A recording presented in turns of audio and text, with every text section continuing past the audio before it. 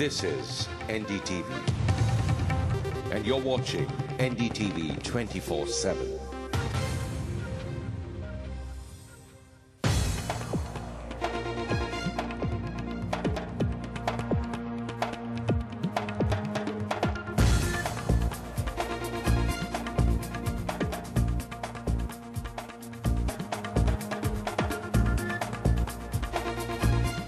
Good evening and welcome to We the People. As every Sunday evening, we're here to debate what's exercising people's drawing room debates the most. And I think today we can safely say that everybody's talking about Tiger Woods and everybody's got a different opinion. But why should the world's best golfer be driven off his game and out of his game because of infidelities in his marriage? Should a public person's private life impact their public persona? In this age of the internet and reality TV, can anyone even set standards for what is too public or too private? And what about the Indian model of media, which is interestingly still different from the Western model, where film stars and TV personalities continue to have their private lives torn to shreds, often in film magazines and tabloid columns, but politicians are never scrutinized in the same way. Why is that? That's something we'll be looking at with our panel and audience tonight. Also, if you're not with us in the studio tonight, you can also send your comments that will be running through the course of this program. You can log on to our websites, that's ndtv.com/wethepeople, and post your comments there. Or if you prefer, you can tweet me. My Twitter handle's @bdat, so keep those comments coming in. Let me start with Kabir Bedi.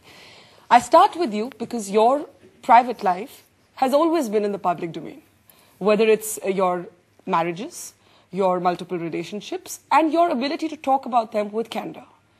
Have you never, ever felt inhibited? No, I haven't felt inhibited, but by the same token, not everything about my life is known in the public, and thank God for that. What are you keeping hidden from us? You know, the fact is, Barkha, that there is always a battle between a celebrity's right to privacy and the journalist's right to know. The fact of the matter is, these are not rights. They're competing desires. The desire of the journalist to know and the desire of the celebrity to keep everything private in his life. Fact of the matter is, I've talked fairly openly about things that were known. Or at times I brought certain things to attention. For instance, when my son died, Yeah. He developed schizophrenia and he committed suicide. I immediately put out a press note because I felt that was something that people would need to know, want to know, and to stop rumor and conjecture. Why? Why was it something that people would need to know? They may want to know it. Why would they need to know it? Because I knew that the word would get out, and I didn't want to seem as though I was covering up either schizophrenia or suicide. However, by the same token, although there were enormous numbers of requests from Italy, Europe, and India, etc., to find out where the funeral was and when it was, I felt very strongly that that grief was so personal and so intense that I did not want the media there, and I did not give out the location. And I was able to keep the media away from that event because that was just too personal a grief to share. So you're saying it's kind of like a constant negotiation. It is. It's an ongoing tussle that happens, and the lines are drawn in the sand depending on the cleverness of the journalist or the ability of a celebrity to protect those areas of his life that he wants to protect.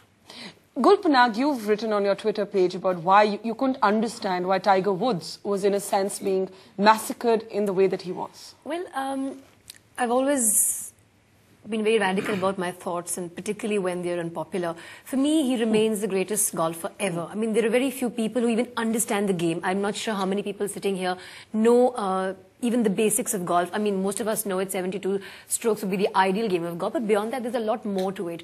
Despite understanding what the game is about, and for which he has become the icon he has, we have decided to assassinate his character. Now, interestingly speaking, it's not his fault if he's been made a role model for things other than golf.